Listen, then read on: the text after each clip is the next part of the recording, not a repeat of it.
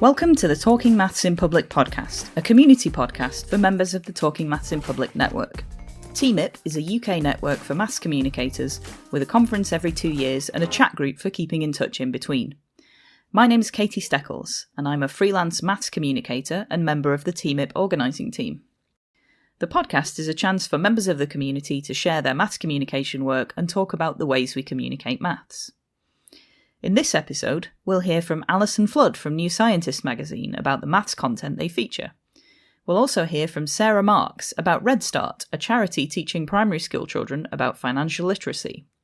And we'll chat with audience researcher Hannah Ford-Tomlinson and maths communication researcher Peter Rowlett about audiences and how we define them, whether for research or in deciding how best to communicate with them.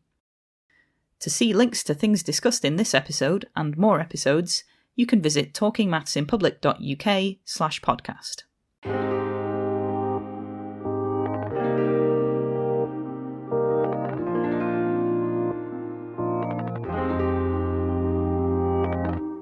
First up, it's an interview with Alison Flood, who's the comment and culture editor of New Scientist magazine, about the ways maths is featured in the world's most popular weekly science publication. Cool, so I'm talking to Alison Flood, who works for New Scientist. So Alison, can you tell us briefly what New Scientist is? So New Scientist is a weekly magazine about popular science. It's not aimed specifically at scientists, it's for a general public with a keen interest in science. So we cover everything from technology to nature to the environment. We do some math stuff. We have kind of a news section, a features section, and then we have puzzles at the back as well. Excellent. And what is your role at New Scientist, and how long have you been doing that? I am comment and culture editor here, so I'm responsible for all of our reviews. I'm responsible for our opinion pieces, and I also do all of the back bits of the magazine, so puzzles, crosswords, the kind of reader write-in sections, the funny bits as well. I've been here for about 2.5 years now. Okay, so I guess the content of the magazine is sort of mainly kind of long articles about different scientific things, but you've also got this section at the back with kind of shorter opinion pieces, you know, the letters page. Yeah. And that kind of thing. I guess the bit that I'm responsible for is not news and not features, everything else. Views from people and fun bits. Yeah, okay. And from what I've seen, I guess New Scientist in the main sort of news part does quite often cover math stories. Like I've seen some of the big maths news stories have definitely had a piece in there. But I guess having this sort of more opinion-based section is a way to get more maths content in when there isn't news happening, I guess. Yeah, in I the world think of so. maths. I mean, whenever we do news about maths or features about maths, they are read really, really well. People really love maths stories, I think. So the bit at the back is supposed to be the sort of try your hand at things section. So that's why we have puzzles and crosswords, and why we also have a column that's a kind of try it yourself at home column. So we in that column it kind of rotates. We have gardening, we have cooking, and then we also have a maths column there, which is where our two maths writers tell us about kind of the maths of everyday life. Yeah, so this is yet another segment of this podcast where I'm interviewing someone technically about a thing that I do. So I'm one of those two writers, and also Peter Rowlett, who is part of the Talking Maths in Public community as well. And I guess, yeah, so we have like a once every, is it 5 weeks? Because there's 5 different segments that go in that. But it's just kind of like a one-page, here's an interesting bit of maths. And I guess with that, we've tried to do sort of a maths in real life kind of applications sort of thing. Exactly. So Katie has told us how we can use maths to cut up a pizza fairly, no matter how many of us there are. And she has also told us, and this is one of our most popular articles we've had for a while, how to use maths to get out of a maze, which obviously isn't exactly everyday life, but people seem to love it. Yeah, there was a lot of discussion around that. And I guess it's the kind of thing that everyone can have an opinion on. Like, this is my method for getting out of a maze. Yeah, and I guess, so what we've sort of tried to do with that is obviously try and stick to the brief of things that are useful in real life to whatever extent you actually end up trying to get out of a maze that often in real life. But a lot of it is just kind of an excuse to share an interesting thing and a nice sort of application of maths. Yeah, exactly. So more recently we had how to use maths to divide anything fairly, and that got you to talk a bit about game theory, right? Yeah, and the sort of economics of what starts off as cutting a cake into pieces for different people, but actually applies to like resources and bargaining between world powers and that sort of stuff. And even divorces. Yeah, exactly, yeah.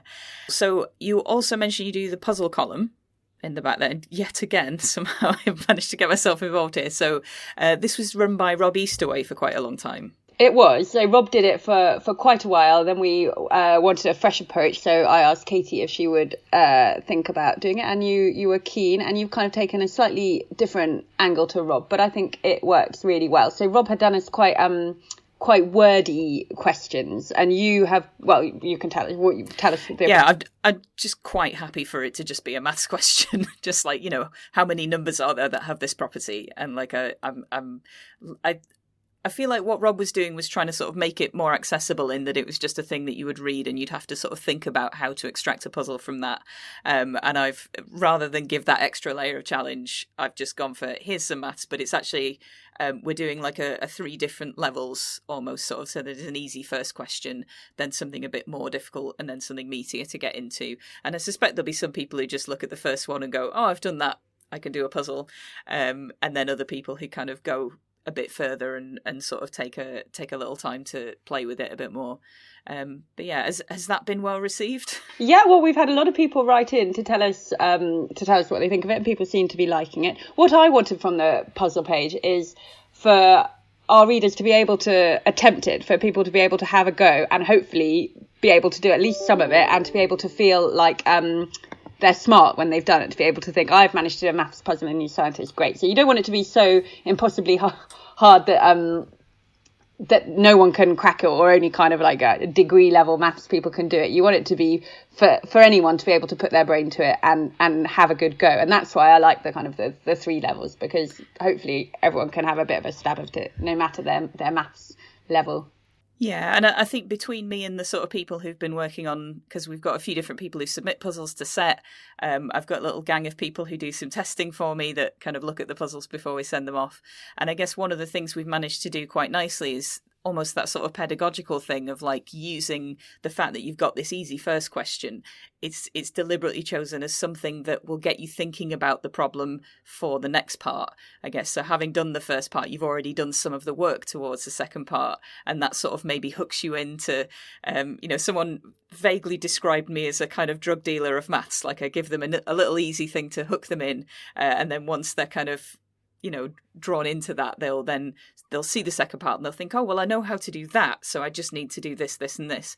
Theoretically, that's the kind of thing. I've actually had a few emails from teachers who said that we've used your puzzles in our classroom, which is a nice, interesting development, because I guess with Rob's puzzles, potentially teachers might share those with the classroom, but I guess if it's got more of that sort of formal structure to it, that it's like steps that you can work through, that feels a little bit closer to a classroom problem, but obviously still in a very casual kind of doing a puzzle in your spare time kind of way. Yeah, I think that Rob used to sometimes give his puzzles when he was testing them to see if they worked to classes to see how well they could solve them, which is quite fun. Yeah. And I guess it's a magazine that's available in all the shops, and people can pick this up, and it's also on the website as well. Yeah, and we have an app too. Yeah.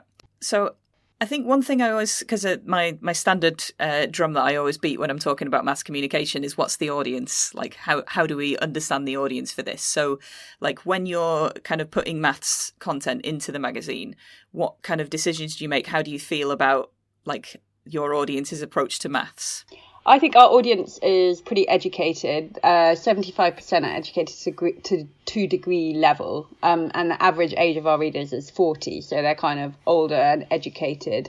I think that 88% is ABC 1, so they're quite a wealthy demographic, I guess. So all of those things are kind of playing on my mind when I'm thinking about stuff. But with the maths, I'm not thinking these people are all people with a maths degree. I'm thinking they're people who are smart and interested, and let's pitch it not too high, but high enough that they'll challenge themselves. Yeah, and I guess certainly with the puzzles, kind of the fact that there's this extension to it, that you can stop at any point. That if someone is prepared to spend a whole afternoon wrestling with something, they absolutely can. And I guess with the column as well, we're sort of trying to we haven't got a lot of words there. We're not going to fully explain the entire concept, but we're giving people an introduction to the idea that if they wanted to go off and read more about it, they could almost certainly find kind of further reading.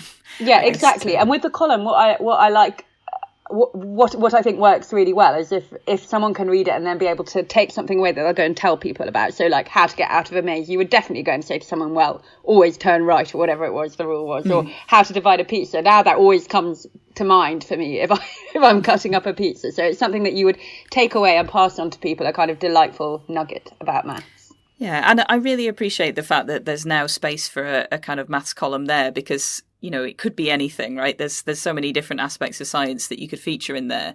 But having this sort of this glimpse into how maths sort of affects the world and is tied into all the things around us that you maybe wouldn't necessarily expect that maths would be involved.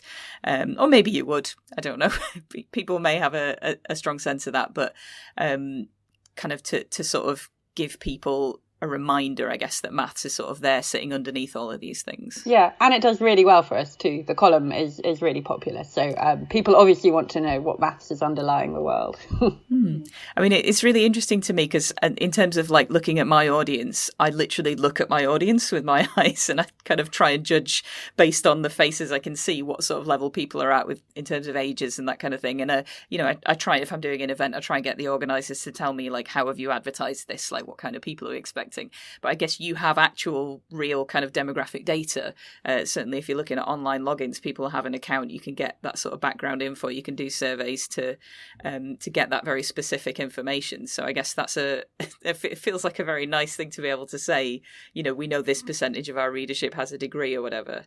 And that can really inform what you're doing. Absolutely. Yeah, absolutely. And they're always very quick to tell us if they don't like things too. Yeah, I guess so you get like a lot of feedback about things that you put in the magazine, and we do lots of readers like to write in, which is great. It's really great to have all of that contact with people. And I know that you've been in touch, some have written in about puzzles, and it's been really nice that you and some of the setters have been able to say, well, actually this is where you've gone wrong, or this is how you're thinking about it differently, and this is why we did it this way. I think it's really nice to have that to and fro. Yeah, and like with the letters page, I think someone wrote in after the maze column to say, have you considered doing mazes in 3 dimensions? Or, that could be a future column, Katie. Yeah, potentially, yeah. But yeah, it's sort of nice that is a two-way conversation as well. Like if you think of a magazine or a website as just being a place that information is kind of put out. But yeah, with that kind of community conversations around it as well. I think New Scientist is really good at that. I used to work at The Guardian, and I think New Scientist is much more devoted and dedicated to kind of interacting with its readers and finding out what they want. I really like that about it. Cool. Well, thank you very much for taking the time to chat to us. And if people want to read New Scientist, I guess it's just newscientist.com. Exactly. Go down the shops. Come and read. Brilliant. Thanks. Cheers, Katie.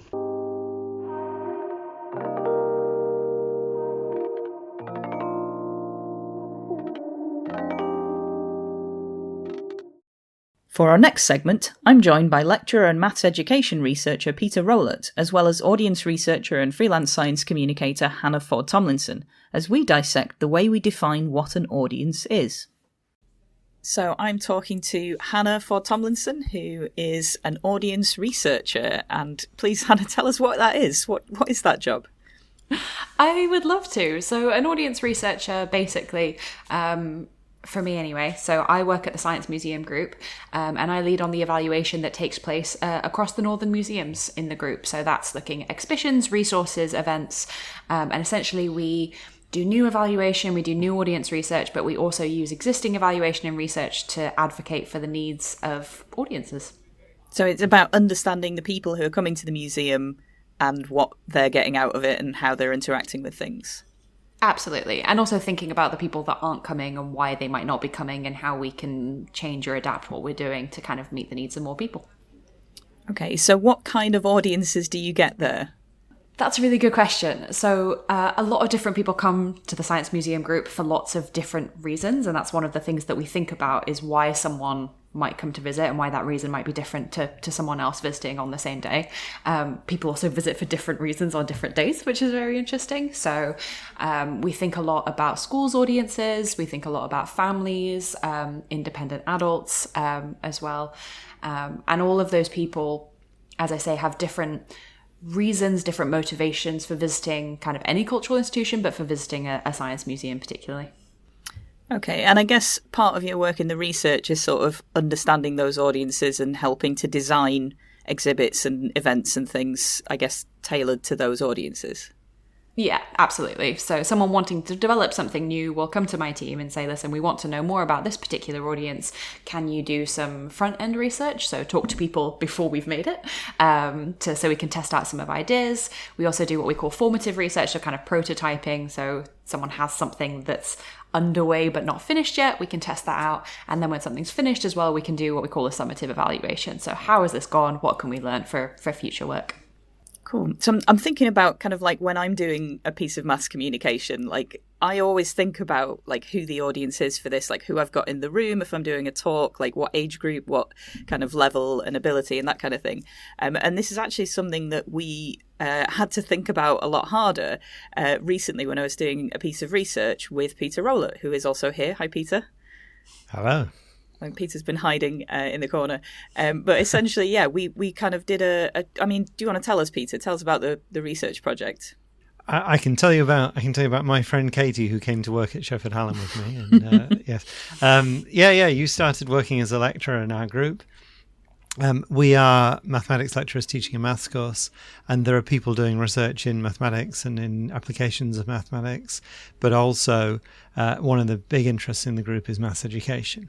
So you and I got talking about how your interests as a maths communicator could align with that, and the thing that we came up with was looking into why people come to study maths at university. And we did, you will remember, I feel very strange telling you about this thing that we did together.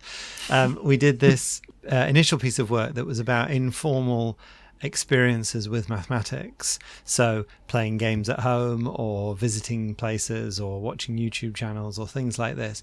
And the sort of impact that has on people's decision or not to take maths further, and that not being the main aim of many of these activities, but nevertheless it might have an influence.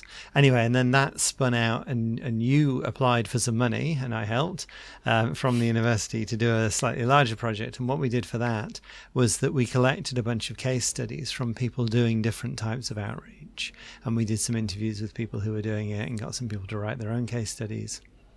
And one of the things we wanted to do with that when we published them was to sort of tag them in the way that you might tag a blog post or something. And that got us thinking about audiences.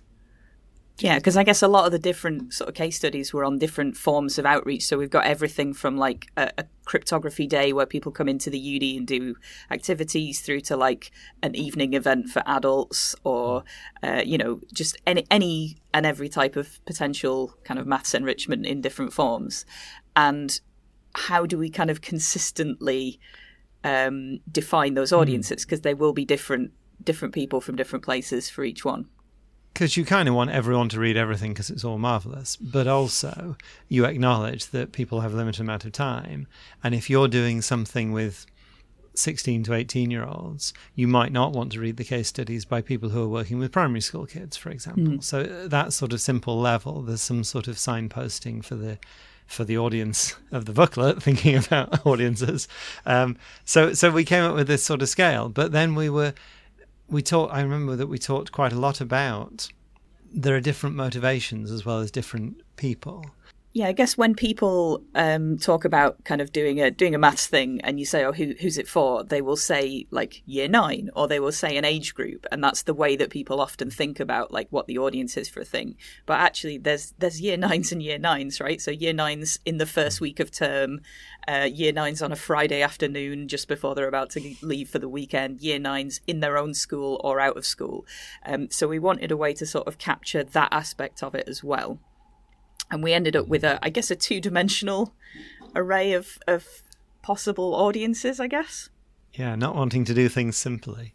But yeah, I mean, the other thing is that not everything is for school. So we had this sort of school system that we actually did from preschool as well, because, I have a kid, I have done taking him to a science fair when he was 3, that sort of thing.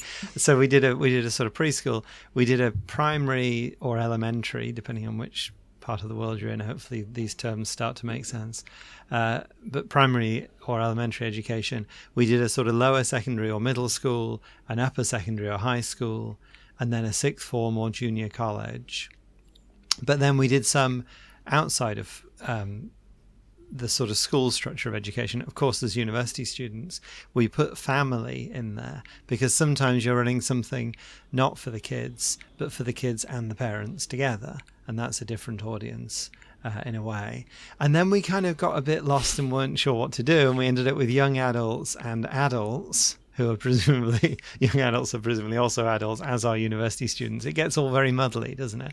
And then we put retired in there as well. Yeah. So those were the people audiences, the sort of who you are. Yeah, and then we had this kind of second dimension going off, I guess at right angles to that, let's imagine it, that was about sort of interest level. Because within any of those age groups, you might have people who are not necessarily into maths. I mean, you'd hope if it's university students on a maths course that they would at least be slightly, but it might be university students not on a maths course. So we had uninterested, which is people who don't see maths as a thing that they are interested in. Receptive, so potentially open to maths, but not particularly going to seek something out. Engaged, which is enthusiastic about maths and actively kind of seeking out things to do that are mathematical. And then expert, which is people who literally have, qualifications or work in maths or kind of are insiders, I guess, in the world of mathematics. Because that, I think we acknowledged that some of the things that we were doing were for those different audiences and those kind of different levels of interest, and that allowed us to pin down a lot more precisely kind of who these things were for. And it's useful to think about this stuff when you're designing an activity, but also when you're sort of thinking about like how to promote it, how to all of that other stuff as well. So part of the reason why we wanted to talk about this is because Hannah is here and an expert in this kind of thing, and me and Peter very much just made this up to kind of fit with the stuff that we were looking at. And I suspect if we had a different set of case studies, we might have ended up going a different way with this. So I guess firstly, does this sound right? Is this something that's any good? And like, do you have any thoughts about this sort of structure of, I guess, what would we call this, like an audience model? Yeah, it's basically an audience segmentation model is how we tend to think about these things. First of all, yes, it's great. I love it. I think it's a really simple but hopefully really useful tool. I think age is often the simplest way that we separate people and that we segment them. And we put them into these models. It just makes sense. It's fairly straightforward to see how someone's interests might change as they age, for example. But I think the interest level is really interesting to me. I think that's a really good way of doing it. It's if you're familiar with the term science capital or STEM capital, that's an idea that we think about a lot in the world of kind of science communication and STEM communication is how much someone feels like science or STEM is for them. And I think interest level is an interesting way of condensing down. You're looking at like one specific aspect of that, of like, is this interesting to me in any way? So I think that's a really good way of doing it, to be honest. I think that really fascinates me about audience segmentation and thinking about audiences is there's kind of this spectrum, right? Because in an ideal world, what you would do is understand every single person individually and look at that person as the fully realized, complex, nuanced human being that they are and understand exactly what they want out of your piece of maths communication and what they might get out of it. At the other end of the spectrum, you assume that everyone is the same. You say, my activity is for the general public, and everyone is going to come to it with the same ideas and get the same things out of it. And that's also not ideal. So, and you can kind of sit anywhere on the spectrum between these two things. And the reason why we have these models is so that we can make some assumptions, hopefully well-evidenced assumptions, but we can also understand that there's nuance and complexity in the people that are may or may not be interested in what we're doing. So yes, I think it's a really good place. I was gonna say a really good place to start. And that's not what I mean. I think it is a really good but simple way of thinking about audiences. That's good. I think we were trying to sort of put together that intuitively we have this idea that a year 9 class, as Katie said, on a Friday afternoon in a school where you've been brought in to talk to them, are going to be a different level of engagement to some kids in that age group who've come along to your thing at the library at the weekend or whatever. They're just going to be different, aren't they? And you're going to make the event, you're going to make the activity that you're doing different accordingly. But trying to sort of represent that in a way that people could tag their case studies according to where they felt they were on that was really useful.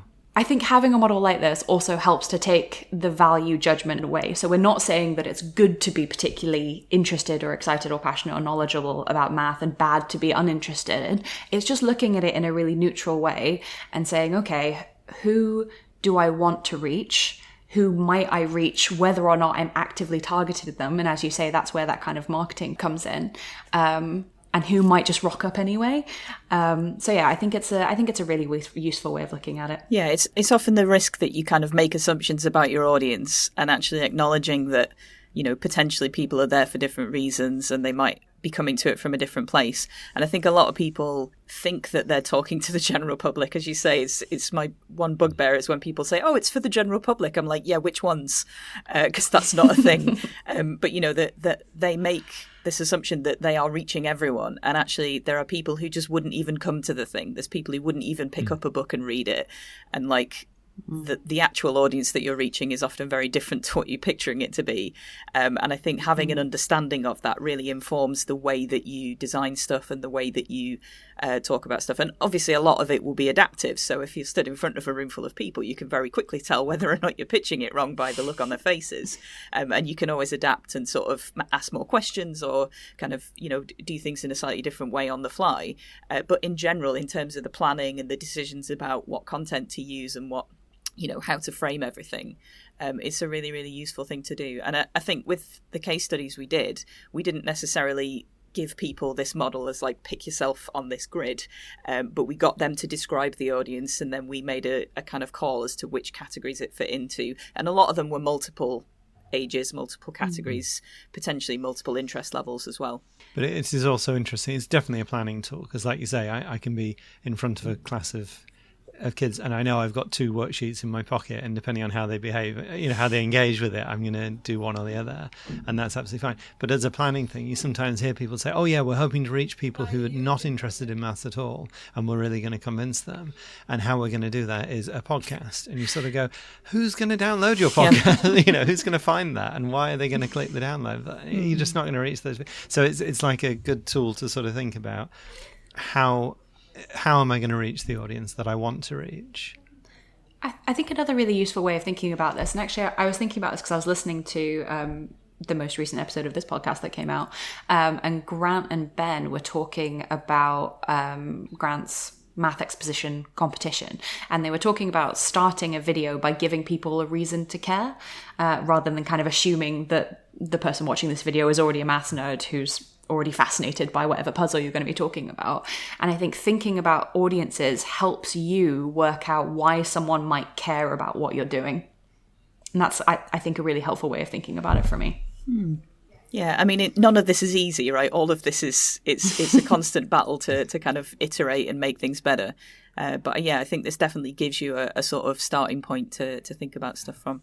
Another interesting, just to give people another way of thinking about audiences, something that might be interesting is that in the cultural sector, so museums, art galleries, dance, music, with those kind of events, we use a pretty standardized kind of culture segments model. You can look it up. It's Culture Segments by MHM.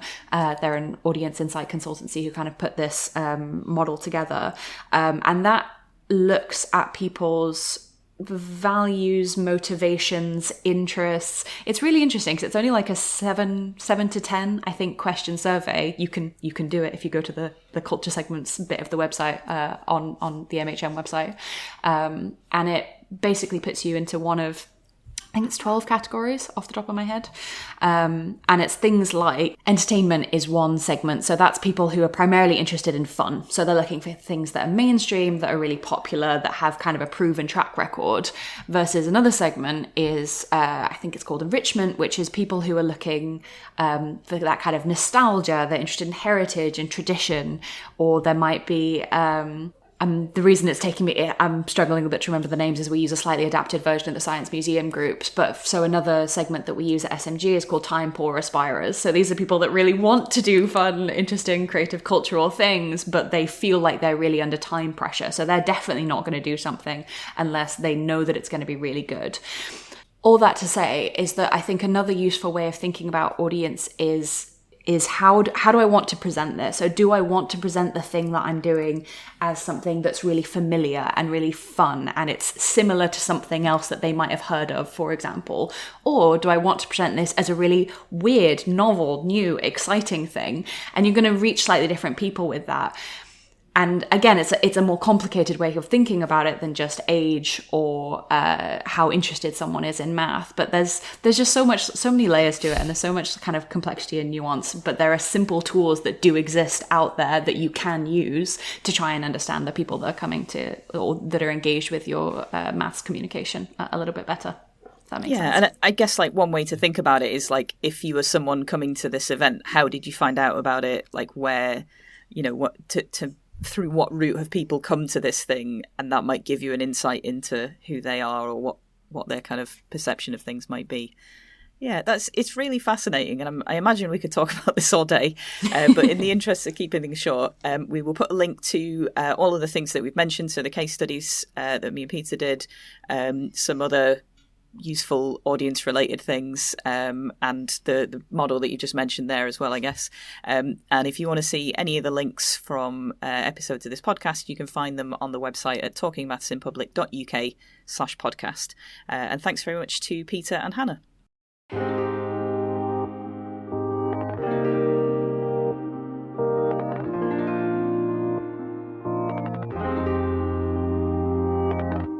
And finally, I chatted with the CEO of a maths education charity about the work RedStart does across the UK. So I'm chatting to Sarah Marks, who is going to tell us a bit about a project that she's been working with. So Sarah, first of all, tell us about yourself. Who are you? So my name's Sarah Marks, and I'm the CEO at RedStart. RedStart is a financial education charity that works with primary schools only, and only schools that are serving communities of greater disadvantage. And we are aiming to move the dial in those schools on 3 areas: financial literacy, maths attainment, and social mobility. And we are also, we've commissioned the Policy Institute at King's College in London to carry out a randomised control trial with our children in order to prove to the government the value of an intervention like this in schools like the ones that we're working in. That sounds absolutely fantastic. So what does that kind of look like practically? Like if you go into a school, what sort of thing do you do? So we work with children from reception to year 6, right the way through. What's different about the programme that we run is that this intervention, in order to take part in it, not only do the schools have to be eligible in terms of the communities they serve, but also they have to sign up to become a member, which means they are agreeing to run this programme on a long-term basis. Because the whole point of this intervention is that it's very much based around little and often. So we go into the schools and see the children every year. So we will see the same children from reception right the way through to year 6. Most of the time we are seeing them from year 2 to year 6. We see them twice a year. There is a mixture of school-based activities that are delivered by the teachers and workshops that we set up and run, which are carousel type learning, where the children, it's gamified, so the children are learning and moving around the room in groups of 2 or 3, playing games and learning about how money works in society as they go. And it finishes in year 6 with a workshop where we take the children out of school for the very last one to a place of business. That could be an office or any other sort of business premises.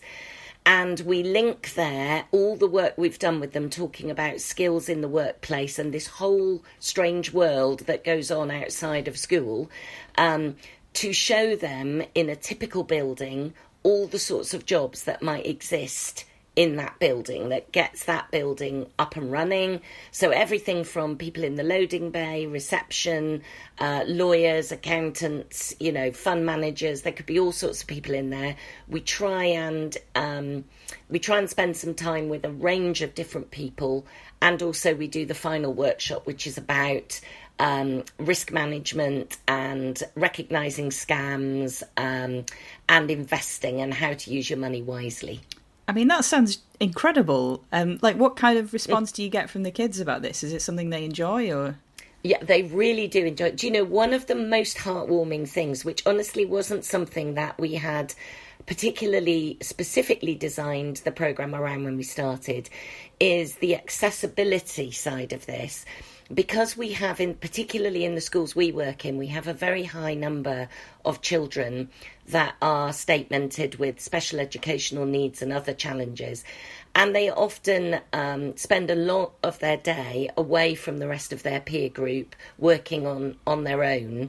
And one of the lovely things about this has been that we've had teachers saying to us that the way that those children have been able to get involved in these workshops with their peers, which is something they don't often get to do, because they can't often learn by sitting down and doing worksheets, but they can get involved when it's about moving around the room playing games. So that's been great. And generally speaking, the children really engage very well. So again, even children that the teachers have been a little bit reticent about us going in to meet because their behaviour can be a bit more challenging, they too will, they want to learn about money. They know how important money is. They know that the atmosphere at home changes depending whether there's money or there isn't money. They understand just at that really, really core level that knowing how to manage money and how to obtain money is going to be really helpful to them when they get older. They know that. So they're naturally really interested in what we're going to teach them. And the way in which we do it with the gamified structure engages all of the children, regardless, I would say, of their capabilities. We've very few children that have not been able to participate. And we're at the end of the second academic year now. We'll be going into the third academic year when we go back. But what's also been really pleasing is how much the children remember from the sessions that we've already done in the group that are receiving the intervention, as compared, obviously, with the group that are not at the moment. And the control group are not told to do nothing at all. The schools there are told to do whatever they would normally do if we didn't exist. And in some cases, that's nothing. And in other cases, they do some work with them around financial literacy. But the point is that we're trying to compare this level of intervention and see how far we can move the dial with other more ad hoc interventions, I suppose. Yeah, I guess it's about having that sort of consistency. And yes, building something, which it sounds like is definitely happening if they're remembering. That's always the challenge, is getting them to remember things you've talked about previously. I've kind of found that's often the case. Like if you've got kids who don't necessarily engage with maths normally, that either if they've got something that motivates them to do that, and also something that's not quite what they normally think of as a maths lesson. They can almost sort of outshine the other pupils and then get that sort of confidence and feel like this is something they can engage with as well, which is wonderful. Yeah, and we've also got a money management app that we've developed that sits on the IT system in the school, so it's only used in school. They use it for 15 minutes a week.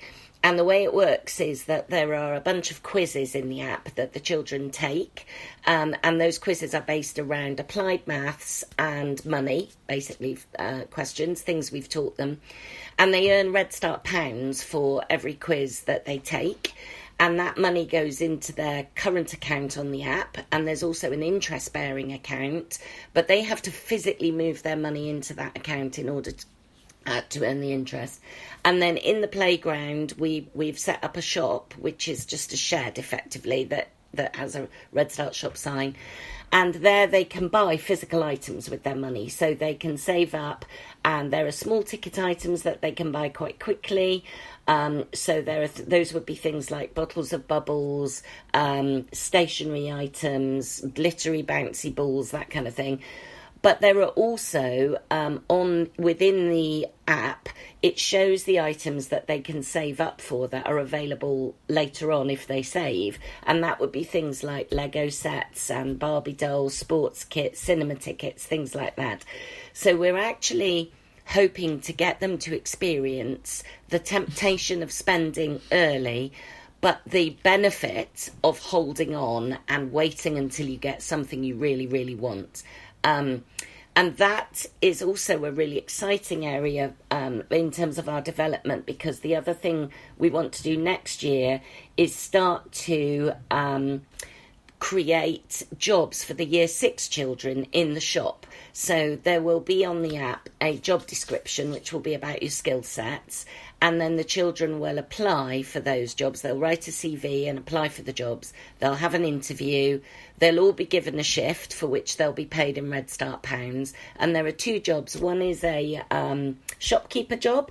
So there you will have to check whether they've got enough money for the items they want to buy, take the money off when the child takes their item. And then there's the warehouse person, which is checking off all the deliveries that arrive, making sure that what's been ordered has been received, putting things away nicely, labelling them up.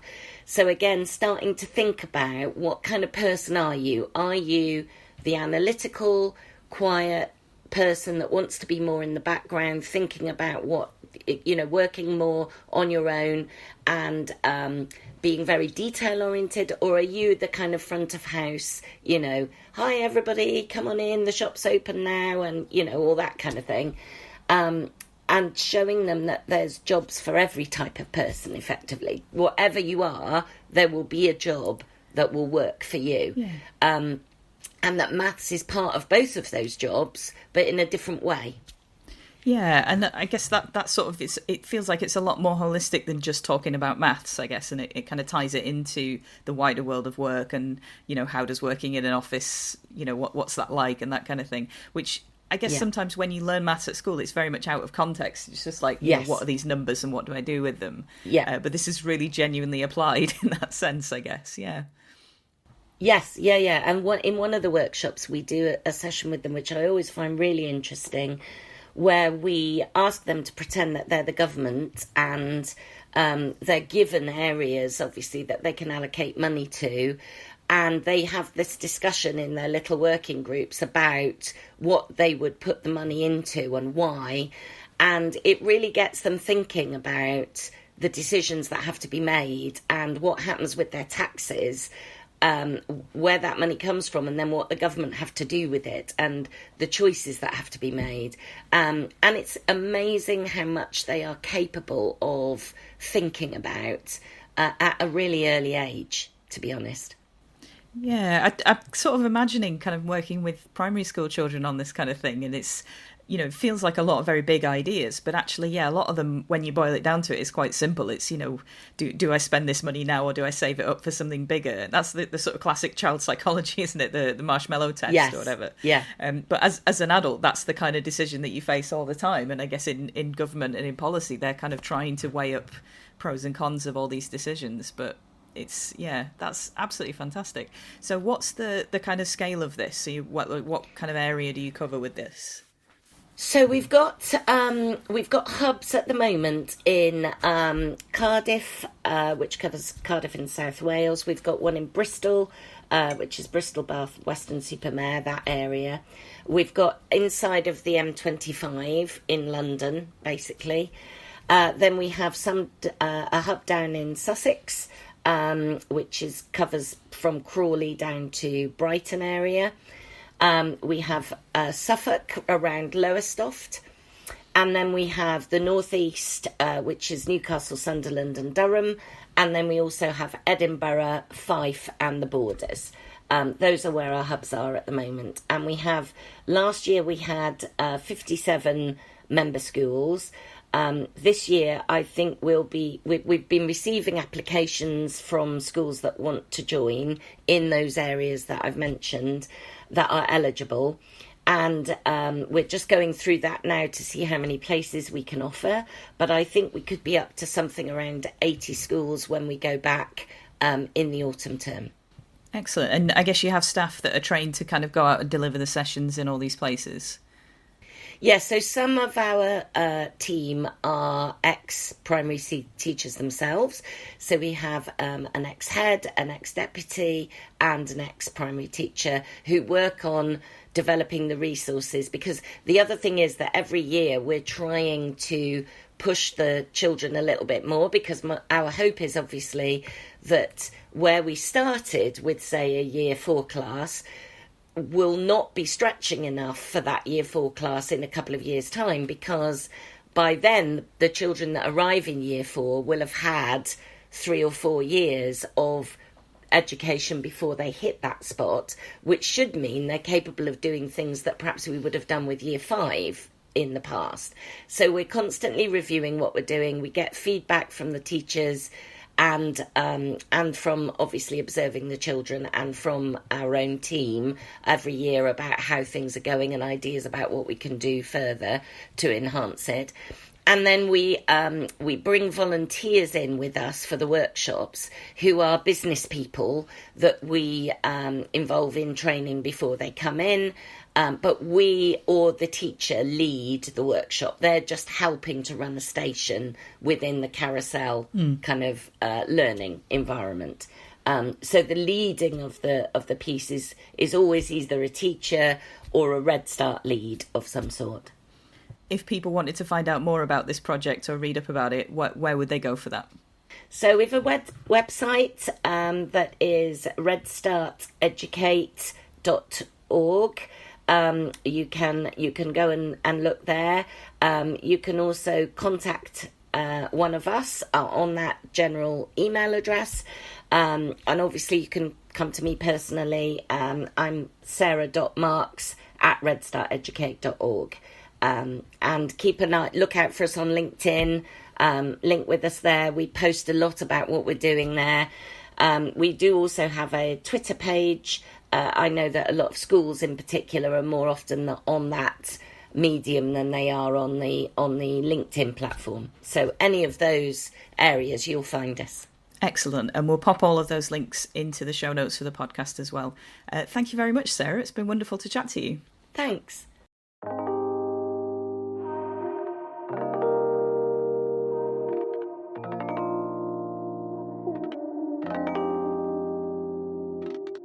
That's all for this episode of the Talking Maths in Public podcast.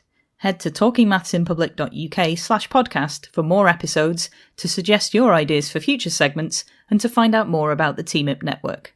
Until then.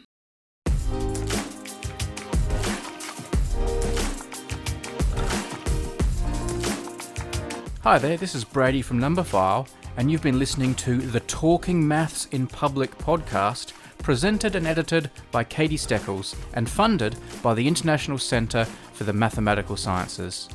The music is For Her by Le Dirk on Pixabay.